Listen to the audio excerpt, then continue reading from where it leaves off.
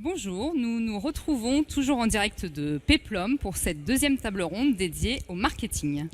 Pour ceux qui nous rejoignent à distance, bienvenue. Vous avez fait le bon choix. Vous aviez le choix entre les demi-finales femmes à Roland-Garros et cette table ronde sur le marketing. C'est un match 100% masculin qui va se jouer et il va être de haute volée. Si vous venez d'arriver, je vous invite à vous présenter dans le chat. Vous serez accueillis par Flora de Payplug. Et n'hésitez pas dès à présent à y poser vos questions. Nous y répondrons en fin de table ronde. Alors, vaste sujet, engager et incarner le marketing. On sait que la fonction est clé pour toutes les entreprises et en particulier pour le commerce. Pourtant, au vu des contraintes économiques déjà évoquées, les commerçants et e-commerçants revoient leurs priorités d'investissement, notamment face à l'explosion des coûts d'acquisition en ligne. Le dernier baromètre de la FEVAD sur le moral des e-commerçants, qu'on cite beaucoup cet après-midi, nous apprend que 22% d'entre eux prévoient une baisse de leur investissement marketing et pub pour 2023. Et pourtant, la fonction est clé pour capter et fidéliser une clientèle.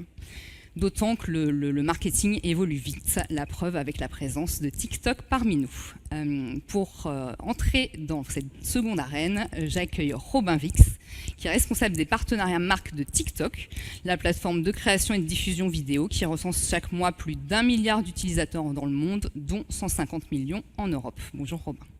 Bonjour, merci pour l'invitation. Je reçois également François Bouquet, qui est responsable de l'équipe commerciale de Nosto. Nosto, c'est la plateforme de personnalisation e-commerce qui propose des expériences adaptées au comportement de chaque visiteur sur vos sites. Bonjour François. Bonjour. Et enfin, Grégory Moret, qui est responsable des partenariats chez Splio. Splio, c'est le spécialiste français de l'activation marketing, des programmes de fidélité et de la gestion de la donnée client. Bonjour. Bonjour Grégory, bienvenue à tous les trois. Alors une première question, quelle est la meilleure stratégie de conquête client en 2023 ? Comment être malin sur le marketing ? Alors, plusieurs questions en découlent. Je dirais que aujourd'hui, l'investissement le plus durable pour les marques et les enseignes, c'est la communication de marque, tout simplement. Parce qu'on a une évolution de comportement. Avant, on avait une appartenance très forte à quelques marques, quelques enseignes. Aujourd'hui, on sait que maintenant, les clients, les consommateurs sont devenus de plus en plus autonomes, indépendants, et donc vont avoir des appartenances très variées. Et donc, en ce sens, il faut qu'aujourd'hui, les marques travaillent de plus en plus en fait leur identité. L'identité, elle ne changera pas. C'est intrinsèque à la marque, à l'ADN. Et donc, ça doit être vraiment retranscrit dans les communications, c'est important. Par contre, il y a une chose qui change, mais à chaque époque, ce sont les valeurs. Et ça, c'est le deuxième axe, de beaucoup travailler sur ses valeurs et de toujours être en adéquation entre son époque et ses valeurs. Donc les deux mots clés, on va dire, pour une meilleure communication. Et je dirais également sur l'aspect communication qu'aujourd'hui, les consommateurs sont de plus en plus attachés à de la communication d'engagement et en plus, du coup, des communications qui vont être plutôt à des fins commerciales. Donc c'est très important aussi de pouvoir mixer ces deux types de communication. Mais pour conclure sur cette première partie, en tout cas, la communication de marque est très importante. Ensuite, je dirais qu'il y a aussi un autre aspect, pour répondre plutôt à la question du malin, l'investissement malin. Aujourd'hui, dans une ère collaborative, de plus en plus de concurrence saine, et les collabs aujourd'hui sont vraiment la clé, à mon sens, pour pouvoir travailler du marketing malin. Non seulement parce qu'on va pouvoir multiplier des produits ou des services additionnés avec d'autres produits. Typiquement, iCycle qui fait une collaboration avec Veja, Nespresso qui fait une collaboration avec Zeta que j'ai au pied, une petite marque bordelaise qui a été élue chaussure la plus propre d'Europe. Et puis pour la plus médiatique, Louis Vuitton qui en ce moment fait une collaboration avec une artiste japonaise. Je pense que vous pouvez voir les petits points colorés à la Samaritaine. Et en fait, la collaboration aujourd'hui, c'est vraiment l'investissement le plus malin parce qu'on va pouvoir multiplier les audiences, aller chercher d'autres audiences qu'on n'avait pas forcément identifiées et pouvoir donc faire plus de conquêtes. De conquêtes avec du sens puisque ces audiences sont attachées à des valeurs en fonction des marques respectives avec lesquelles on peut collaborer. Et le troisième point, et ça c'est vraiment l'investissement le plus rentable, c'est la connaissance client. Évidemment, si on ne connaît pas ses clients, on ne peut pas connaître ses futurs clients. Donc un des aspects, c'est la fidélisation. Aujourd'hui, on n'est plus sur récompenser parce qu'on va acheter plus. On va chercher à identifier les clients qui sont les plus engagés, qui vont être les plus fidèles. Et en particulier chez Splio, on développe aujourd'hui des programmes qui vont dans ce sens. Deuxième aspect, c'est la data, évidemment. Et la data, il faut aujourd'hui pouvoir la centraliser. Oui, tu as raison. Et sur la centralisation, je pense que François, en termes de parcours, tu vas pouvoir...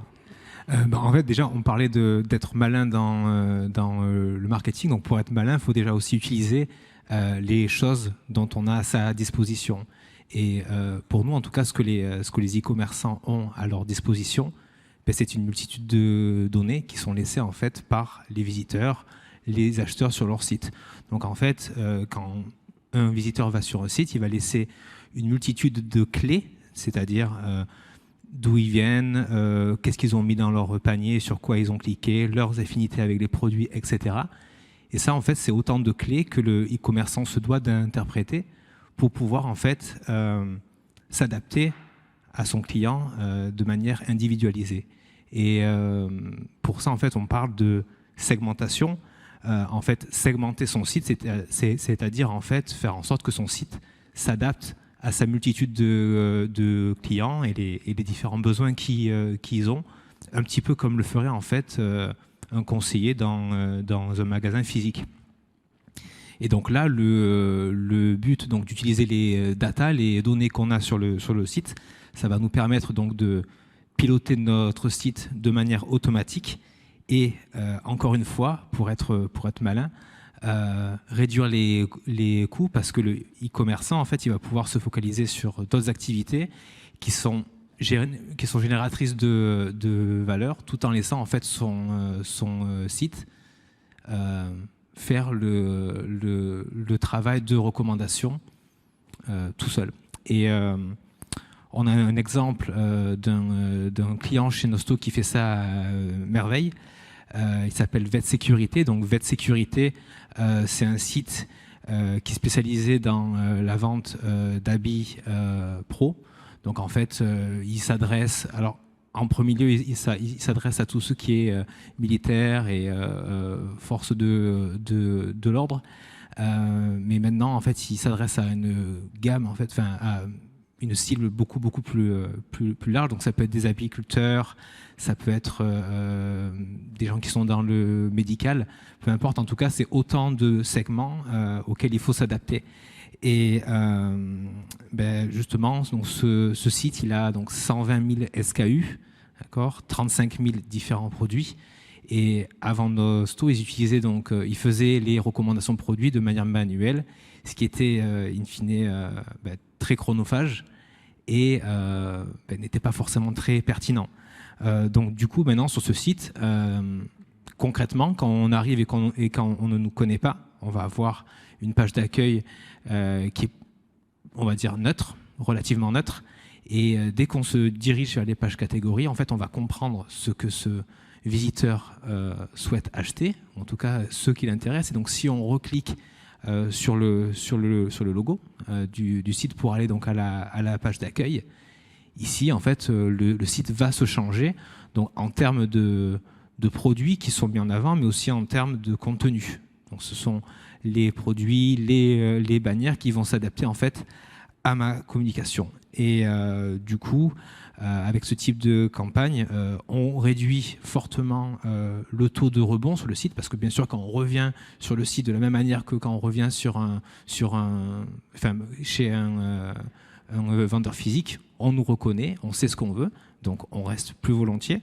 Et le coût de dépenses publicitaires a baissé. Vous voulez peut-être rajouter un dernier point sur le search. Voilà, donc en fait, justement, sur le search, ça permet aussi également de se focaliser, de comprendre ce que le visiteur recherche. Là aussi, il y a un aspect segmentation qui peut être inclus. Et ça fait partie, enfin en tout cas, ça aide à la découverte client. Et ici, c'est quelque chose que TikTok fait aussi très bien. C'est vrai que TikTok, aujourd'hui, est une plateforme de découverte. Si je fais un petit pas de côté pour définir un peu ce qu'est devenu la plateforme aujourd'hui, on est une plateforme de contenu avec des contenus qui sont soit divertissants, soit informatifs, soit éducatifs, avec un algorithme derrière qui est content-centric. Donc nous, ce qui nous intéresse, c'est vraiment la relation qu'il peut y avoir entre le contenu et les utilisateurs. Et la notion de découverte est très importante. C'est une découverte qui est bilatérale, à la fois des utilisateurs pour des marques, pour des produits, pour des services, et puis du coup, un outil aussi pour les marques pour mieux comprendre des communautés d'intérêt. On parle beaucoup de tendances sur TikTok. On y reviendra peut-être plus tard, mais c'est vrai qu'il y a aussi des tendances. On est aussi capable d'engager sur TikTok à travers la thématique du commerce. Et il y a une page chez nous qui devient de plus importante, c'est la search page. Parce que pour une grande partie de notre audience aujourd'hui, TikTok n'est pas simplement une plateforme de divertissement. Ça devient aussi un moteur de recherche. Outre-Atlantique, aux États-Unis, c'est presque la moitié des utilisateurs qui privilégient TikTok pour faire des recherches, que ce soit une recette de cuisine, un restaurant, un service, des produits. Donc, on constate effectivement que pour les marques, c'est une source de connaissance de ces différentes communautés d'intérêt. Et bien sûr, pour les utilisateurs, c'est aussi un moyen de découvrir des marques, de découvrir des produits. Et donc, une fois que ces marques et ces utilisateurs se connaissent mieux, ils sont capables de se connecter. Et de se connecter sur l'ensemble du parcours de shopping sur TikTok, ce qui va du coup de la découverte, en passant par la démonstration avec ce qu'on va appeler des hauls ou des démonstrations de produits ou des tests produits même, pour aller ensuite jusqu'à l'achat. Et donc tout ça va créer un petit peu un cercle virtueux comme ça de ce parcours d'achat. Donc oui, la conquête et du coup la découverte est primordiale. Et puis après, avec tous ces signaux qu'on arrive à avoir, c'est un moyen assez pertinent pour pouvoir se connecter à ces audiences sur l'ensemble des leviers, on va dire, que peut faire une marque, de la marque, du produit, et puis même des magasins ou encore aussi des salariés. Voilà. On a beaucoup parlé parcours omnicanal, déjà dans la première table ronde, on l'aborde là encore. Comment ce nouveau type de parcours doit se traduire côté marketing? Quels sont les principaux chantiers à lancer? Robin, tu veux peut-être tirer le fil que tu as amorcé sur la communauté d'intérêt notamment? Alors, forcément, quand je vais parler de canaux, je parle pour TikTok, donc je vais parler de canaux de communication. Nous, on se définit vraiment comme une plateforme complémentaire. TikTok, aujourd'hui, c'est un moyen d'adresser des nouvelles audiences et puis aussi de les adresser différemment. Parce qu'il y a des valeurs qui sont fortes sur TikTok, c'est forcément la créativité, puisqu'on est une plateforme de contenu, plus qu'un réseau social. En tout cas, c'est comme ça qu'on se définit. Bien sûr qu'on est aussi un réseau social. Donc voilà, c'est la façon, c'est pour les marques une nouvelle manière de s'exprimer. Et puis, comme je l'ai dit, c'est une manière effectivement de s'adresser à des communautés d'intérêt. Là aussi, on va parler plus de communautés d'intérêt que de génération. Je pense qu'aujourd'hui, définir un homme de 18-25 ans, ça veut plus dire grand-chose. Certains sont fans de cuisine, d'autres d'automobile, d'autres de mode. Certains, ces trois thématiques. Donc, effectivement, TikTok vient en complémentarité des autres canaux. Sur certains canaux, on va inspirer. Sur TikTok, c'est vrai que, de par le format très vidéo, on va plus parler d'intéresser. Qu'est-ce que l'on va trouver, quel sera, en tout cas quand on produit un contenu, nous ce que l'on dit à nos partenaires, c'est une fois que vous avez produit ce contenu ou en amont de cette production, vous dire quel sera le bénéfice utilisateur, quel est dans votre vidéo l'élément qui va intéresser, parfois même plus qu'inspirer, bien sûr qu'on peut inspirer aussi, mais les utilisateurs de la plateforme. Justement, au-delà du contenu, comment on peut apporter du bénéfice à l'utilisateur? François, je pense que c'est une thématique que tu peux développer. Oui, donc en fait, nous, quand en tout cas on parle d'omnicanalité, nous on se ressent sur le fait que toute stratégie omnicanale doit reposer sur une expérience fluide et cohérente pour l'utilisateur. Et en fait, donc ça revient une fois de plus à les comprendre, à savoir ce qu'ils font, à tisser des liens d'affinité entre les produits, à tisser des similarités entre les visiteurs. Et donc tout ça, pour les comprendre, pour avoir une vision globale de sa base, donc que ce soit en fait sur tous les canaux, que ce soit donc sur les réseaux sociaux, sur le service client, sur la partie email, comprendre son parcours, identifier les points d'accroche que l'on a avec nos clients et savoir en fait identifier les possibilités d'automatisation et de personnalisation via tout cela. Pardon, je perds toutes mes notes. Je peux prendre un exemple, c'est celui de Decathlon par exemple. Donc je suis Decathlon, je souhaite toucher mes visiteurs, qu'ils soient donc sur une newsletter ou sur les réseaux sociaux. On ne s'adresse pas. Merci. On ne s'adresse pas de la même manière à nos visiteurs sur les canaux sur les différents canaux qu'ils utilisent. Et donc même au sein d'un canal, par exemple Facebook, si je suis Decathlon et que je souhaite vendre donc du matériel de surf, je vais pouvoir au sein de Facebook dire à qui est-ce que je vais pousser ces produits-là. Donc je vais sélectionner uniquement ceux qui vivent sur la côte, par exemple. Donc voilà, on ne s'adresse pas de la même manière à un visiteur qui vient d'une newsletter ou versus un visiteur qui nous découvre sur les réseaux sociaux. Et donc en fait, on comprend qu'avec une bonne stratégie omnicanal, donc ça profite bien entendu aux clients, mais aussi à la marque, parce qu'elle peut réajuster son positionnement. En fait. Et Grégory, je pense que tu peux réagir aussi sur l'apport de la data dans l'expérience utilisateur. Effectivement, je suis passé très vite tout à l'heure sur le sujet. L'importance de la data, c'est capital, parce que avant, on pensait multicanal, on pensait solution en réponse à un problème. Et pendant très longtemps, on a, je pense, abusé du mot omnicanalité alors qu'on ne l'était pas vraiment. Et on est devenu omnicanal de plus en plus aujourd'hui parce qu'on a transposé les parcours, l'expérience client avec justement les solutions qui sont adéquates derrière. Pour moi, c'est la clé de l'omnicanalité, c'est d'abord de bien maîtriser le parcours d'un client. Aujourd'hui, il est tumultueux, il est entrecoupé de plein de péripéties. Et ce parcours, il faut bien le définir pour pouvoir ensuite mettre en face les datas qui conviennent. Et c'est à ce moment-là qu'on commence à rentrer dans l'omnicanalité, c'est parce qu'on va se rendre compte que sur certaines étapes du parcours, on n'a pas la data. Si on n'a pas la data, on ne peut pas prendre les bonnes décisions. Donc première chose, c'est de voir où on n'a pas cette data pour pouvoir mettre en place des solutions qui permettent de le récolter. Ça, c'est un premier aspect. Et le deuxième aspect, c'est qu'ensuite, il faut pouvoir faire communiquer les principaux canaux.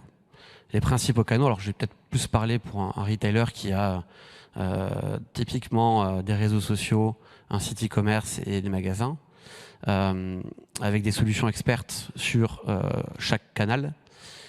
Il est aujourd'hui important de pouvoir associer ça avec des plateformes, des solutions qui ont vraiment prôné l'omnicanalité et permettent à toutes ces solutions de coexister au sein de l'écosystème digital des marques. Je pense notamment par exemple à un PIM, un DAM qui va pouvoir centraliser la donnée produit. Je pense notamment à un OMS, on pourra revenir après parce qu'il y a plein de sigles. OMS qui permet de centraliser la donnée de stock, les transactions, qu'elles soient faites sur site ou sur magasin. Et en dernier, la CDP, pour lequel Splio également intervient auprès de nos clients. C'est la Customer Data Platform qui permet de centraliser la donnée client. Et donc là, je pense que tu l'as compris, mais vous voulez en revenir, mais en fait, on a besoin d'avoir des colonnes vertébrales qui permettent de maximiser cet écosystème et de faire fonctionner tout cet écosystème correctement pour pouvoir après adresser le bon message au bon moment et ne pas rentrer trop dans de la multiplication d'actions marketing qui vont parfois s'entrechoquer. Quelques exemples, je le vis personnellement. Ça m'arrive parfois d'aller dans des enseignes où je dois ouvrir une app, je ne capte pas et je ne peux pas montrer ma carte de fidélité. Typiquement, on va aller chercher un code avantage. C'est un irritant. Un autre exemple aussi, c'est quand on n'est pas reconnu, on achète beaucoup de produits chez une enseigne et on nous propose une offre de bienvenue. Donc ça, ce sont des irritants. Quoi qu'il arrive, on en aura toujours. Toute marque, aucune solution n'est capable aujourd'hui de délivrer toutes les réponses. Et en fait, c'est pour ça que je voulais parler de parcours, c'est qu'en fait, on est en perpétuelle analyse du parcours, en perpétuelle analyse de la data, pour toujours trouver les points de friction. Et on en a toujours. Et on en aura toujours. Quand tu citais des exemples d'irritants côté consommateur et donc de bonnes pratiques à mettre en place pour les commerçants, je pense que le public est aussi preneur d'exemples de marchands que tu vois au quotidien pour incarner justement ce parcours optimisé. Ça peut être intéressant peut-être de le développer. En effet. Alors, je vais je vais évoquer quelques exemples qui pour moi sont très parlants, parce que très précurseurs. Aujourd'hui, on a un acteur comme Nespresso, que tout le monde connaît, qui a été précurseur dans le clienteling. Et c'est la clé, à mon sens, dans une expérience magasin. Clienteling, on peut peut-être juste bien sûr, définir. Bien sûr, tout à fait. Donc le clienteling, effectivement, c'est de pouvoir reconnaître son client lorsqu'il entre en magasin et de pouvoir justement tout de suite avoir une photographie de qui il est, qu'est-ce qu'il consomme, à quelle régularité, ce qui permet tout de suite en fait de personnaliser en fait l'expérience d'achat, voire même de faire conseiller, faire découvrir d'autres produits.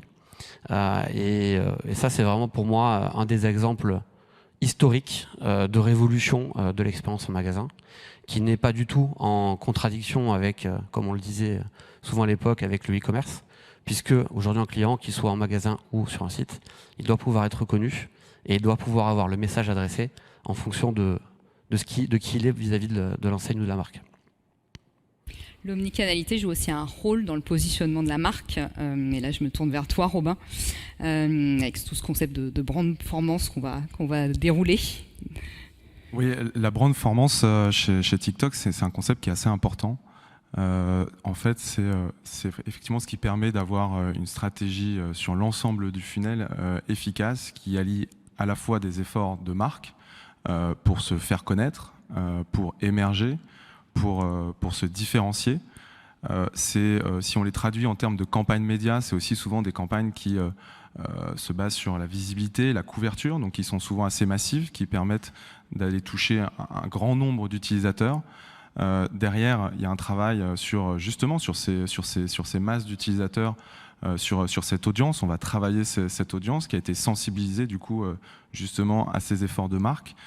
Et une fois que ces audiences sont travaillées, on va être en capacité du coup de les recibler cette fois-ci avec des messages beaucoup plus tactiques, beaucoup plus mercantiles.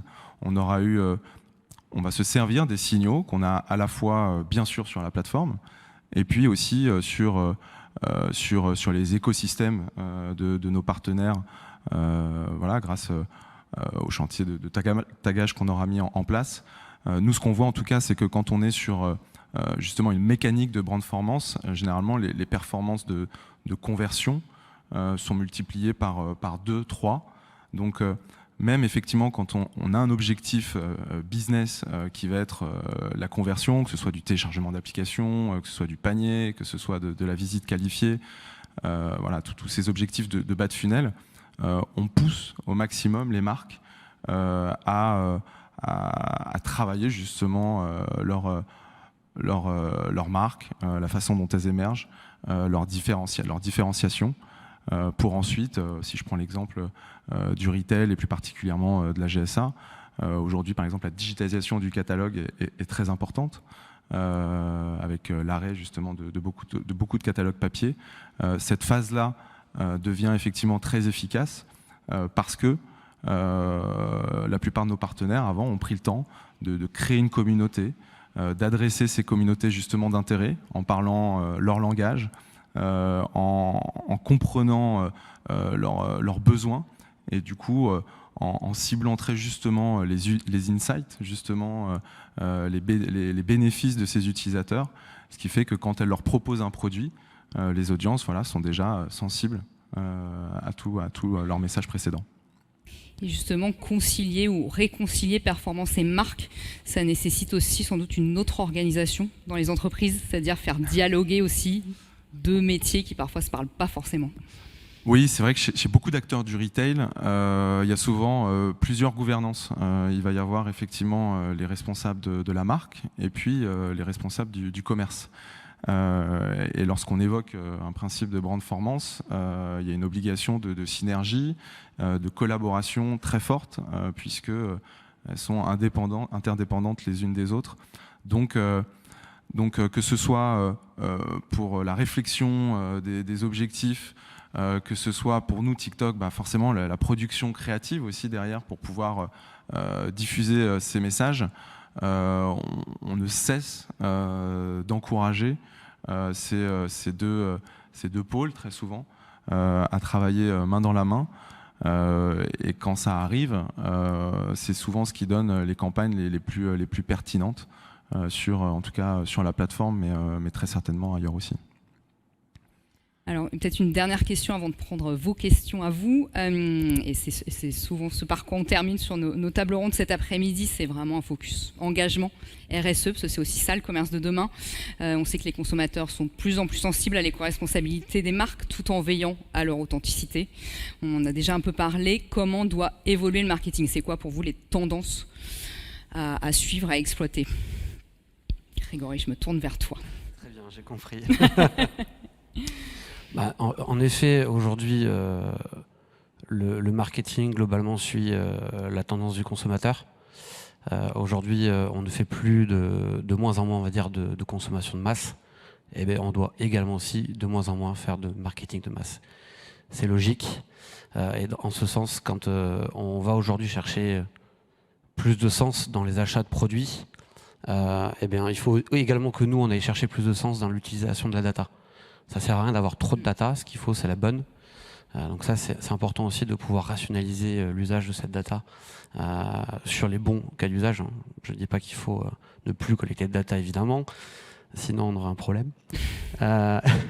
Et ensuite, dans cette logique d'éco-responsabilité aussi, de plus en plus, on a une démarche qui est d'éco-conception.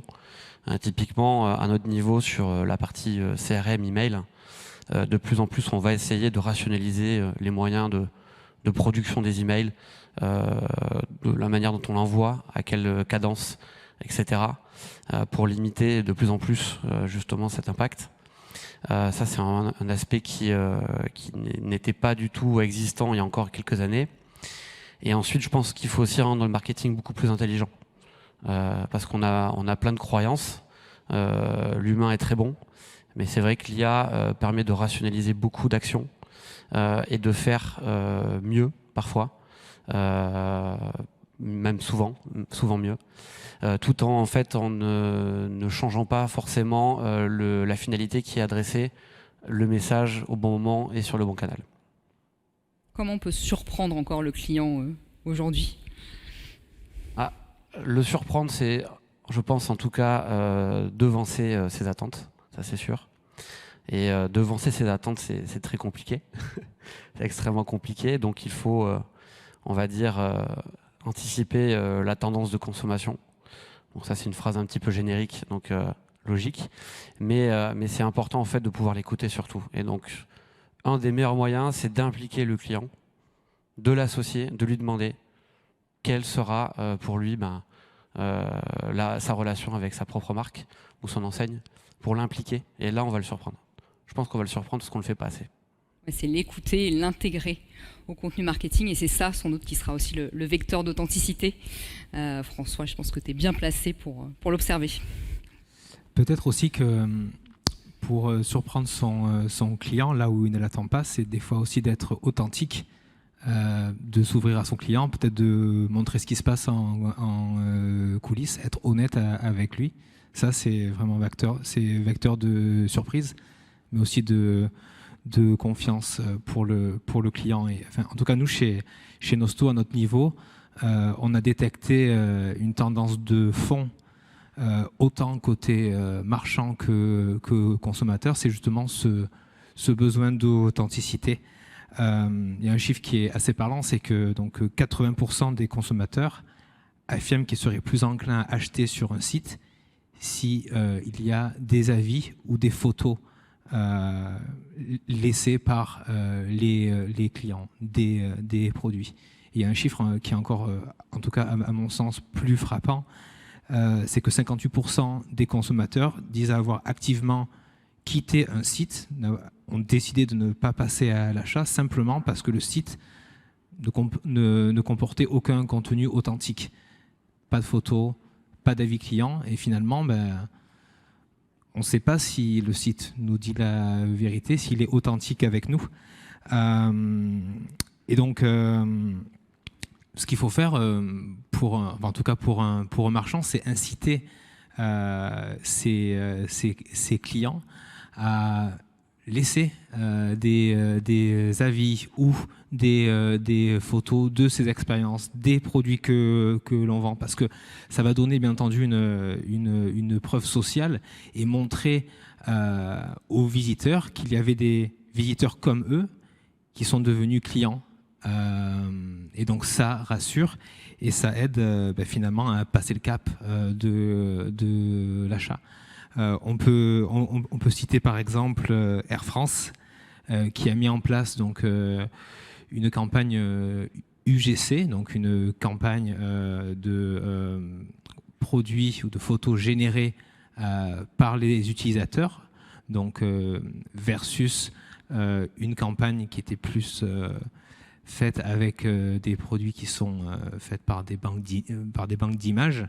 Ils ont augmenté de 4% le taux de clics et ont diminué de 9% le taux d'acquisition ici.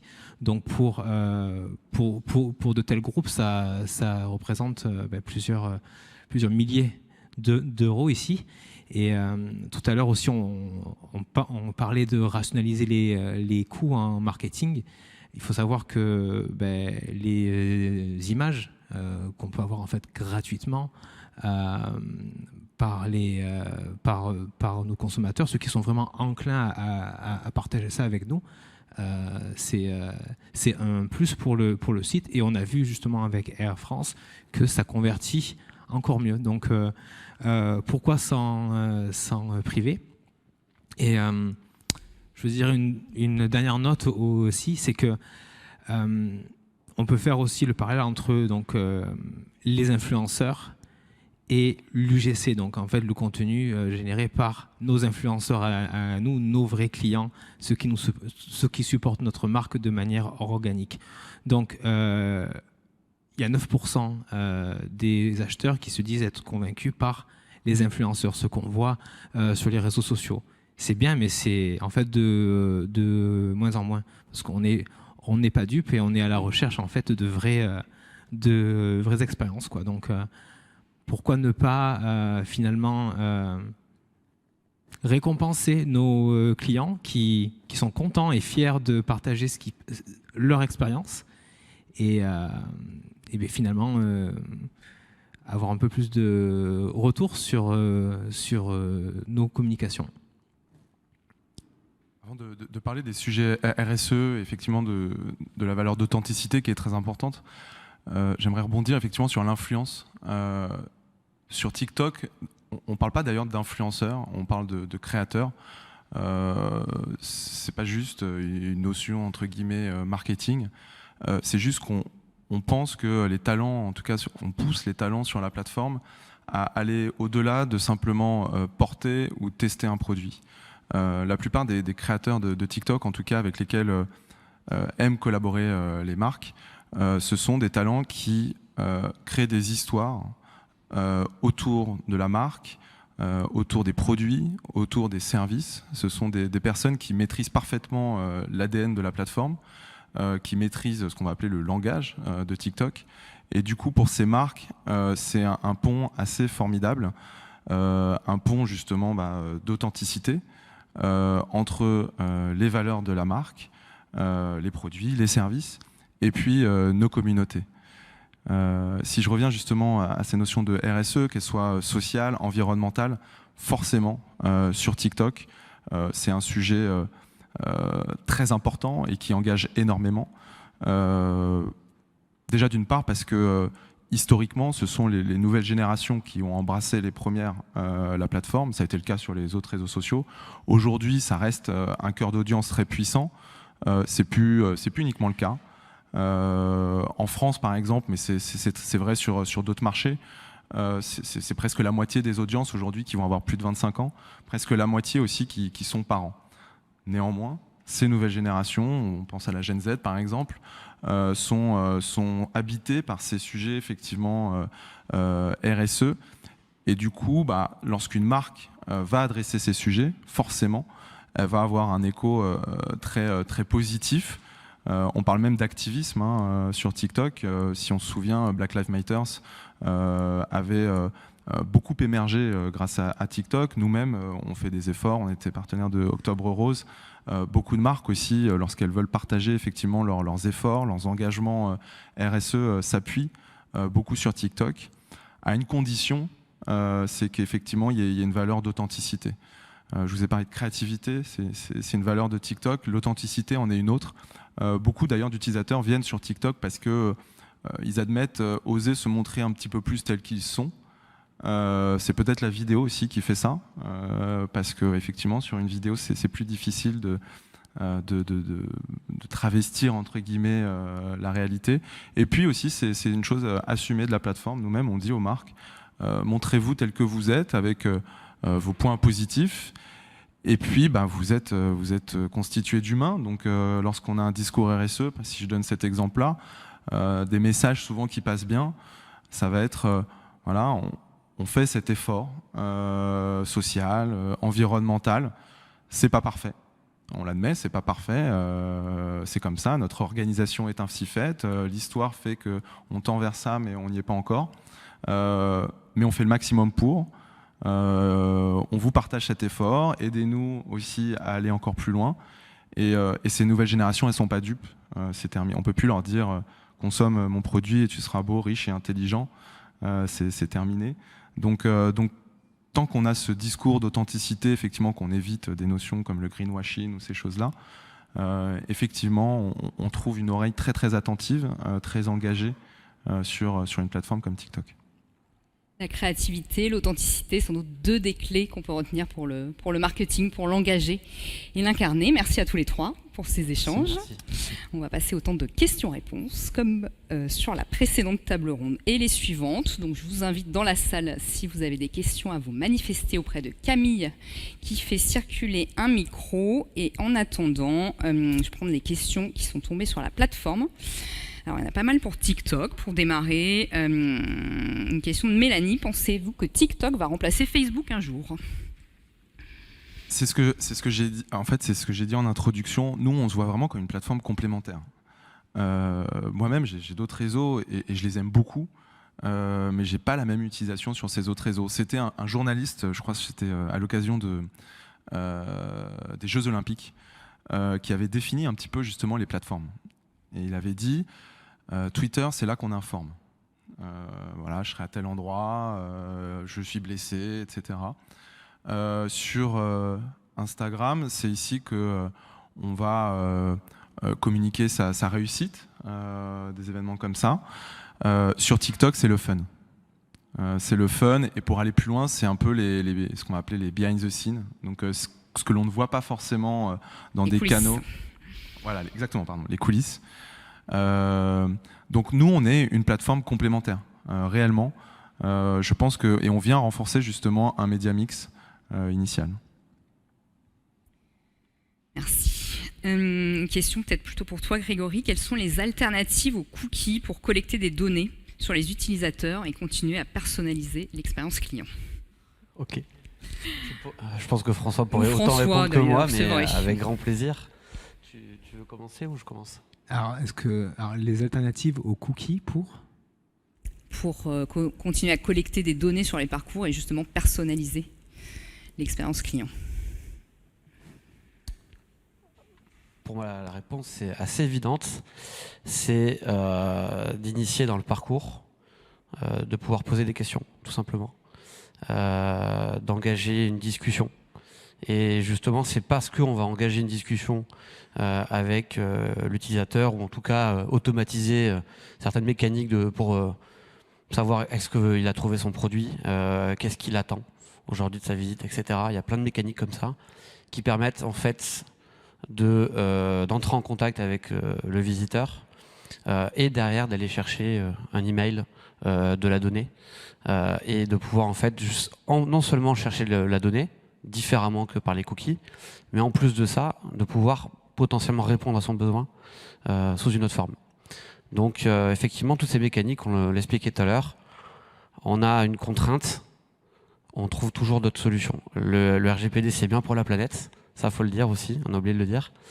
Mais effectivement, c'est d'entrer en connexion avec son visiteur au moyen de questions notamment. Et dans la lignée peut-être de cette question, une question de Martin. Quelles alternatives vous pouvez recommander à Google Analytics suite à son interdiction par la CNIL ?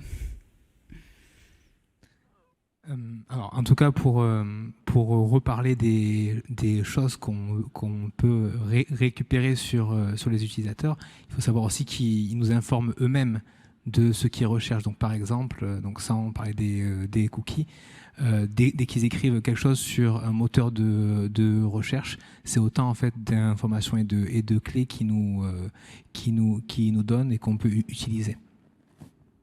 Et une alternative à Google Analytics. N'oublie pas la question de Martin. Ça, c'est la partie partenariat.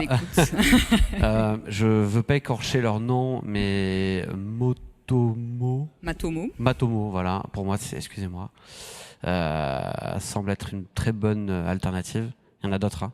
En tout cas, j'aime beaucoup la démarche, puisque c'est un projet international qui n'est pas lucratif. Donc j'aime beaucoup. En tout cas, je recommanderais pour beaucoup d'entre vous cet outil. Et après, il y a d'autres alternatives, mais ça dépendait complètement du contexte. Est-ce qu'on est sur une logique plutôt... Enfin, ça dépendait du contexte. Ce serait beaucoup plus long à expliquer, oui. Avec 3-4 recommandations selon l'usage derrière. Comme souvent. Oui. Deux questions de Julie et Jean-Hugues, plutôt sur les profils des utilisateurs de TikTok, genre, moyenne d'âge, et est-ce que si on fait un focus France, combien on a d'utilisateurs de TikTok en France et dans le monde francophone? Les questions chiffres. Alors, moi, c'est vrai que je peux communiquer les chiffres monde et Europe. C'est plus d'1,1 milliard, je crois, dans le monde. Plus de 150 millions, entre 150 et 200 millions d'utilisateurs en Europe. Sur la France, c'est des détails effectivement qu'on communique à nos partenaires en closed door meeting, mais effectivement ici un petit peu moins. Ce qu'on peut dire en tout cas sur les profils, c'est qu'aujourd'hui il y a une diversification de l'audience. C'est ce que je disais au début, c'est les jeunes générations qui s'emparent des nouvelles plateformes, ensuite les grands frères arrivent, les parents, et même aujourd'hui les grands-parents sont sur TikTok. Donc on peut vraiment adresser toutes les thématiques aujourd'hui sur TikTok, pas uniquement la pop culture, et c'est ça qui devient très intéressant. Pour ce que je disais, pour être en capacité d'engager la communauté TikTok, il faut la connaître, et elle est segmentée en ce qu'on appelle des communautés d'intérêt. C'est les hashtags que j'évoquais au début. Donc chaque communauté d'intérêt va avoir ses codes entre guillemets et ses usages. Et c'est en analysant justement ces communautés qui nous intéressent pour chaque marque, chaque service, chaque produit, en comprenant un petit peu leur comportement sur la plateforme, ce qui les anime, ce qui les intéresse, les bénéfices qu'elles recherchent, les problématiques qu'elles ont. Une marque va petit à petit augmenter sa maturité sur la plateforme et sa capacité du coup à parler exactement la même langue, mais c'est entre guillemets comme dans une soirée. Si je ne parle pas la même langue et que je parle très bas, j'ai peu de chances qu'on me réponde correctement. Donc voilà, pour aller sur TikTok, c'est comprendre, cibler ces communautés d'intérêt, les comprendre et les adresser avec leurs mots. Peut-être une dernière question. Est-ce que vous croyez en la tendance du live shopping? Et si oui, pour quel type de produit ou service? Et Alison nous demande également, est-ce que je dois me méfier des clients mécontents? Alors, Ouais. De la même personne, oui. Moi, je peux parler vite fait en tout cas sur la partie live shopping. Je pense que c'est quelque chose qui émerge de plus en plus et que les consommateurs sont à l'affût. C'est quelque chose qui va venir et je pense qui se développe parce que le consommateur est vraiment à la recherche de tout ce qui est instantané. Et ça s'inscrit vraiment dans cette recherche, le live shopping.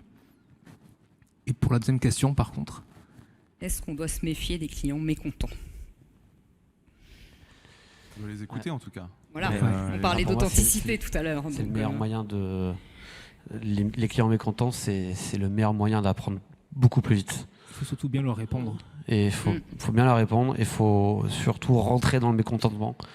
Il faut bien le comprendre parce que souvent, un mécontentement affiché n'est pas le réel mécontentement. Il peut y avoir 2-3 irritants dans le parcours qui aboutissent à un dernier qui va nous donner lieu à un mauvais commentaire ou en tout cas un mécontentement. Donc c'est important de mesurer aussi ce côté irritant sur ce qui s'est passé dans leur expérience. Donc un client mécontent, et ce que j'aime beaucoup faire, c'est analyser les avis négatifs sur les sites. Je vais tout de suite sur les 1 étoile et en fait on apprend énormément sur tout ce qu'on peut modifier sur le parcours, que ce soit de la livraison à la prise de commande, peu importe, tout. Donc ça c'est une petite technique que j'ai en tout cas pour mesurer ces petits touchpoints qui ne sont pas bien traités.